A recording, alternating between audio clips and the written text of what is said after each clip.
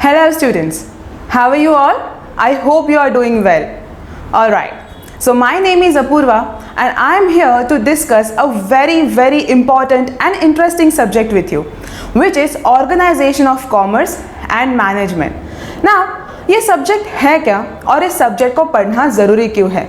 जी हाँ, तो ऑर्गेनाइजेशन का मतलब क्या है, हम पहले इससे शुरुआत करते हैं। देखिए, सब्जेक्ट का नाम मैंने लिखा हुआ है, that is organization of commerce and management. तो पहले हम ये समझ में लेते हैं कि ऑर्गेनाइजेशन क्या होता है। देखिए, ऑर्गेनाइजेशन का मतलब होता है to arrange. Arrange what? To arrange. Arrange activity करनी है, अरेंज बिजनेस करना है, अरेंज कॉमर्स करना है। अभी आप सोचोगे ये सब्जेक्ट सचमुच इंपॉर्टेंट है क्या? बिल्कुल इंपॉर्टेंट है। क्यों? तो उसका रीज़न कुछ ऐसा है, आज आप लोग कॉमर्स ले चुके हैं, कल आप जाके किसी अच्छे से कंपनी के एम्प्लॉय बनोगे और एक बिजनेस पर्सन बनोगे। मगर सक्सेसफुल होने के लिए आप लोगों को कुछ ऑर्गेनाइजेशन के फंडे पता होने चाहिए, कुछ मैनेजमेंट के ट्रिक्स पता होने चाहिए। और वो ट्रिक्स हमें कहाँ पढ़ने को मिलेंगे? तो एक बहुत ही इंटरेस्टिंग सब्जेक्ट के अंदर, जिसको हम कहेंगे organization of commerce and management. Yes, तो आपका सिलेबस जो है वो सिलेबस है 8 चैप्टर्स का। तो वो सिलेबस का हम लोग एक इंट्रोडक्शन देख लेते हैं। चलो, तो हमारा जो चैप्टर नंबर 1 है, वो चैप्टर नंबर 1 का नाम है introduction of commerce and business. See, अब ये इंट्रोडक्शन की क्या ज़रूरत है, आपको ऐसी बात लगेगी। क्या होता है, किसी भी पेड़ का जड़ अगर मजबूत हो तो कोई तूफान उसको उखाड़ नहीं सकता। Exactly, the root has to be the strong, right? तो आप लोगों का रूट लेवल का स्टडी 11th स्टैंडर्ड में हो रहा है and you guys have to clear your all basic concepts to build a very successful academic career ahead. तो introduction of business and commerce, ये चैप्टर आपको सारे बेसिक कंसेप्ट्स एकदम क्लियर करवाएगा। Alright, now let's move towards our second chapter, which is trade. कोई भी business करना हो या फिर कोई भी हमें एक्टिविटी करनी हो जिसमें पैसा इन्वॉल्व है, उसमें बाइंग एंड सेलिंग, ये दो चीज़ें बहुत ज़्यादा इंपॉर्टेंट होती है। उसी को तो ट्रेड कहा जाता है और उसी के वजह से बिजनेस होता है। सो ट्रेड ये बिजनेस की बहुत ही इंपॉर्टेंट एक्टिविटी है जो हमें चैप्टर नंबर 2 में इन डेप्थ सीखने को मिलने वाली है, राइट? सो ये हमारे 2 चैप्टर हो गए। Now let's see what third chapter is all about. So हमारा थर्ड चैप्टर है small scale industry and business. Alright, हम लोग बड़े बड़े बिजनेस इंडस्ट्रीज के नाम सुनते हैं, like Tata and Reliance, you know. हम लोग को ऐसे मैनेज करना चाहिए, ये सारे के सारे information we have on Google. बड़े बड़े बिजनेस मैनेज करते हैं, बड़े बड़े फाइनेंस मैनेज करते हैं, मगर छोटे बिजनेस मैनेज करने के लिए बहुत टेक्निक्स की ज़रूरत होती है। Why? The challenge is to manage the minimum finance level. The challenge is to manage everything into the small capital level. Now, how to manage that small capital level? We'll study in our chapter number 3, which is small scale industries and business. Now, what is our chapter number 4 is all about? Forms of business organization, part 1. Now this chapter gonna be the very much interesting chapter, all right? क्योंकि आपको पता चलने वाला है इसमें कि कितने सारे बिजनेस के तरीके होते हैं। हम कभी सोचते भी नहीं हैं, मगर इतने सारे तरीकों से हम बिजनेस कर सकते हैं। That gonna be truly interesting chapter for you. And the chapter number 5 is connected to chapter number 4. We can say the one whole big chapter is divided into 2 parts. That is chapter number 4 and chapter number 5. Now, the chapter number 6 is institutes supporting business. हमारे business को कौन से institutes है जो support करते हैं, जिसके वजह से हम हमारा बिजनेस एकदम सक्सेसफुली रन कर पाते हैं। तो ये जो इंस्टीट्यूट्स है, इसके बारे में हम लोग चैप्टर नंबर 6 में पढ़ेंगे।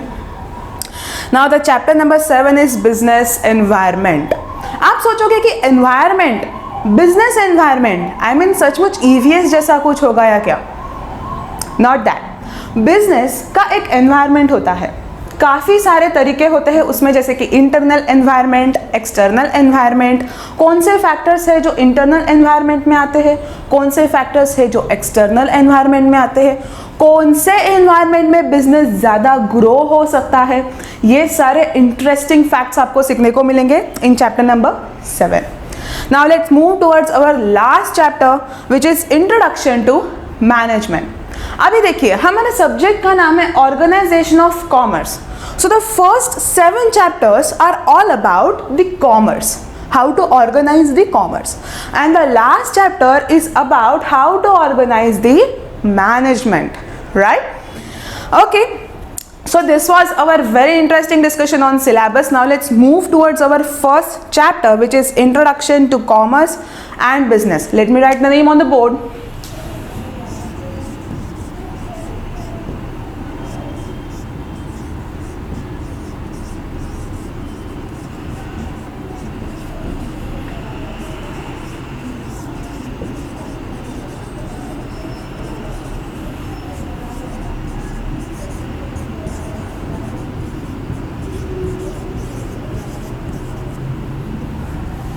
Yes, so this is our chapter, Introduction to Commerce and Business. जैसे मैंने आपको अभी अभी कहा था कि हम लोगों को बहुत सारे इंट्रोडक्शंस, मतलब कि बहुत सारे कंसेप्ट्स के साथ पहचान करवाने वाला हमारा पहला चैप्टर है.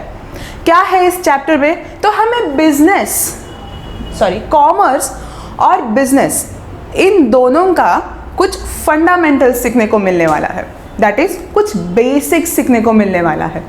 तो चलिए बिना किसी देरी के और बिना किसी और डिस्कशन के हम चैप्टर नंबर 1 को स्टार्ट करते हैं. तो चैप्टर नंबर 1 हमारा चालू हो रहा है हमारे टेक्स्ट बुक के पेज नंबर 2 से. सो आप सब लोग पेज नंबर 2 पर आ गए हो ना? और हाँ, एक पेंसिल ज़रूर ले लेना ताकि अगर कुछ इंपॉर्टेंट लाइन हो तो उसको अंडरलाइन करना, और कुछ वर्ड का मीनिंग अगर आपको लेना हो तो आप बिल्कुल भी लिख सकते हो. That would be easy for you to remember till your examination. So let's move. Yeah. So on page number 2, I am reading the introduction paragraph. All right. चलिए, let's read introduction. All human beings require different types of goods and services to satisfy their needs. So they keep themselves busy and do some activity throughout their life. All activities can be classified as economic and non-economic activities.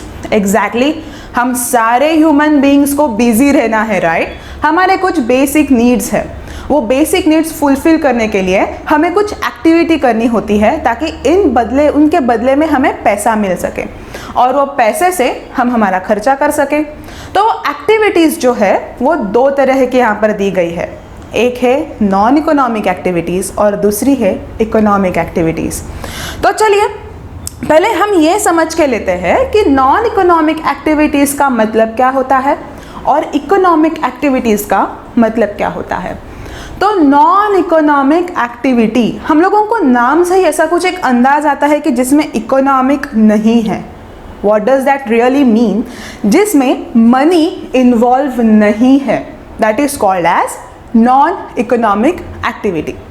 Easy, जिस किसी भी transaction में money involve नहीं है उसे हम कहेंगे non economic activity. And what do you mean by economic activity then? It is very simple, exactly opposite of non economic activity. So economic activities वो एक्टिविटी है जिसमें मनी इन्वॉल्व है. ऑलराइट, जिसमें मनी इन्वॉल्व है वो हो गए economic activity. जिसमें मनी इन्वॉल्व नहीं है वो हो गए non economic activity. So first of all, in your textbook they have explained non-economic activity. So let's read what they have given. Non-economic activity. Non-economic activities are those human activities which are performed to satisfy personal, social, religious, cultural and sentimental requirements without monetary expectations. Underline करना है, without monetary expectations. ये जो sentence है या फिर ये जो 3 words है ये पूरे कंसेप्ट की पहचान है.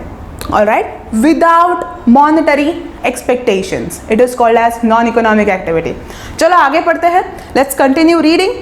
For example, reading book, serving people, cooking by mother, etcetera. Very good examples. Cooking by mother, हमारी माँ हर रोज किचन में खड़ी होके, गर्मी हो, ठंडी हो, बारिश हो, उसका कुछ और करने का मन हो, सब छोड़ के हमारी माँ हमारे लिए दिन रात खाना बनाती है. तो वो क्या हमसे पैसे लेती है?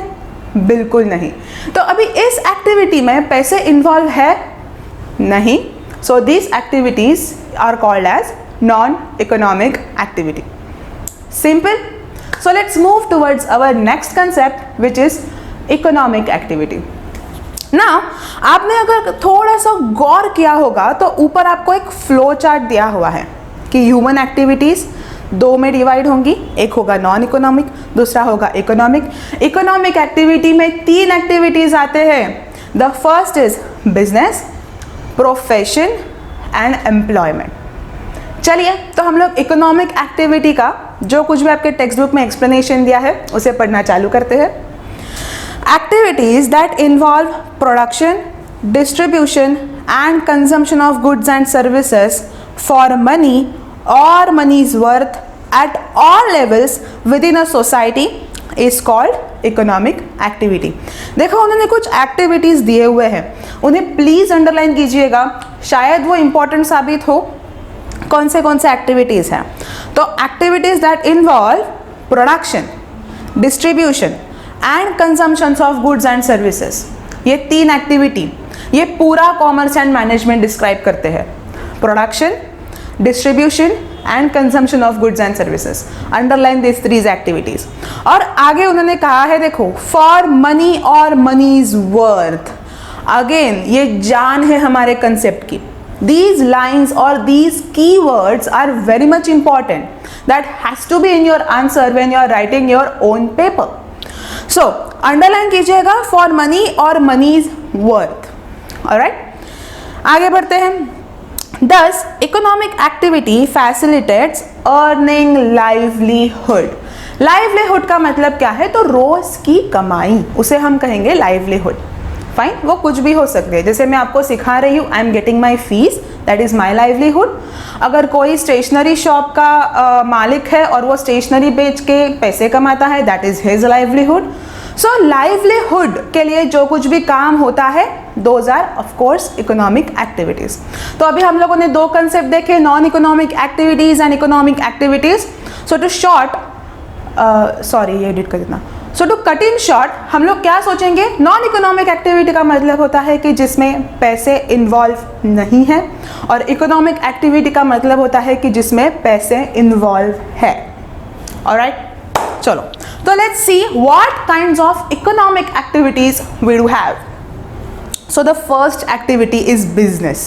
ऑलराइट, बिजनेस का मतलब क्या होता है? बिजनेस का मतलब होता है कि हम कुछ व्यापार करें, हम कुछ ऐसी एक्टिविटी करें जिससे हमें प्रॉफिट मिले। ऑलराइट, इसको हम लोग कहेंगे बिजनेस। लेट्स सी आपके एग्जांपल में, आपके एक्सप्लेनेशन में क्या दिया हुआ है। So on page number 2 I am reading business. Please be focus, be ready with your pencil to underline any important topic. Business represents organized efforts by an individual or group of individuals. It is an systematic attempt by a business person to produce goods and services and sell them in the market to reap the reward by the way of profit. It satisfied multiple and complex needs of society. Production of the goods actually means making of goods. Underline the statement. Production का मतलब क्या होता है? Goods बनाना। Exactly हम लोग goods बनाते हैं। For example अगर फर्नीचर की बात करें तो एक लकड़े का टुकड़ा अगर हम घर पे लाके रखें तो वो फर्नीचर नहीं होता, हमें उस लकड़े के टुकड़े से फर्नीचर बनाना पड़ता है। सो क्या किया हम लोगों ने यहाँ पे? फर्नीचर को प्रोडक्शन किया, फर्नीचर का प्रोडक्शन किया, राइट? फर्नीचर को प्रोड्यूस किया। So production of the goods actually means making of the goods. आगे पढ़ते हैं। It may be agricultural production or finished goods produced in a factory. Alright, तो दो तरह के गुड्स के बारे में इन्होंने अगले लाइन में बात की है। The first is agricultural production और finished goods. अभी दोनों में फर्क क्या होता है? Suppose for example हम लोग किसी कपड़े के फैक्ट्री का एग्जाम्पल लेते हैं। कपड़ा किससे बनता है? कॉटन से। Alright, तो कॉटन ये हो गया एग्रीकल्चरल प्रोडक्ट और कपड़ा ये हो गया फिनिश गुड। तो दोनों का तो प्रोडक्शन तो है, कॉटन भी प्रोडक्शन में ही आता है, कॉटन को भी तो प्रोड्यूस करना पड़ता है। फार्मर को, राइट। और कपड़ा जो है वो भी फैक्ट्री में प्रोड्यूस करना पड़ता है, जो फैक्ट्री का ओनर है उसको। तो दोनों भी चीज़ें हो, एग्रीकल्चरल प्रोडक्शन हो या फिनिश गुड्स का प्रोडक्शन हो, उन दोनों को भी बिजनेस में लिया जाएगा। आगे बढ़ते हैं। Goods can be produced with the man power और with the help of machine. For example, cultivating piece of land and growing food grains is an example of agricultural production. However, converting oil seeds into eatable oil with the help of manpower as well as machine power is an example of manufacturing of goods. देखो उन्होंने बहुत ही बढ़िया example आपको form करके दिया है, जिसमें दोनों गुड्स के बारे में बात कर दी गई है। एक है एग्रीकल्चरल गुड भी है, उसमें प्रोडक्शन क्या हुआ गुड भी है। देखो उन्होंने कहा है कि एक लैंड के पीस को कल्टीवेट करके हमने कुछ फूड ग्रेन बनाया, ऑलराइट। तो ये भी हो गया एग्रीकल्चरल प्रोडक्शन। उस फूड ग्रेन से हम लोगों ने ईडेबल ऑयल निकाला फैक्ट्री में, तो ये हो गया मशीन मेड प्रोडक्शन। सो एग्रीकल्चरल गुड हो या फिर मशीन मेड फैक्ट्री गुड हो, हम दोनों को भी बिजनेस में कंसिडर करेंगे, ऑलराइट। चलो same page number 2, I am reading third paragraph. Distribution includes marketing of goods and services. It involves, क्या क्या इन्वॉल्व होता है? Transport, warehousing, advertising, which facilitates transfer of goods from producer to final consumer. अभी यहाँ पर क्या है, हम लोगों ने गुड्स बनाए तो है, we have produced our goods, मगर अगर वो जो गुड्स है वो लोगों तक पहुँचे ही नहीं तो वो गुड्स बनाने का क्या फ़ायदा। So distribution plays an very important role. तो अभी डिस्ट्रीब्यूशन के लिए क्या क्या फैसिलिटीज़ है? एक है ट्रांसपोर्ट फैसिलिटी अवेलेबल है हमारे पास। फॉर एग्जाम्पल, अगर कोई एक फर्नीचर बनता है लेट्स सी पुणे में, ऑलराइट, पुणे में एक फर्नीचर बना, मगर मुझे वो फर्नीचर चाहिए मुंबई में, राइट। तो हम लोग पुणे से वो फर्नीचर ट्रांसपोर्ट के फैसिलिटी इस्तेमाल करके मुंबई में लेके आ गए, कंज्यूमर तक गुड्स पहुंच गए। तो एक ट्रांसपोर्ट फैसिलिटी हमारे पास अवेलेबल है डिस्ट्रीब्यूशन करने के लिए। Warehouse, the second facility. Warehouse is an very much important facility, alright. आप लोगों ने देखा होगा कि गोडाउन्स होते हैं, ऑलराइट। तो गोडाउन्स में क्या होता है? गोडाउन्स में गुड्स रखे जाते हैं और गुड्स का मेंटेनेंस भी किया जाता है। सिर्फ रखने से फ़ायदा नहीं है, गुड्स का क्या किया जाता है? बहुत अच्छी तरह से ख्याल रखा जाता है। तो वो होता है वेयर हाउस। अभी उसकी ज़रूरत क्या है? बिल्कुल ज़रूरत है।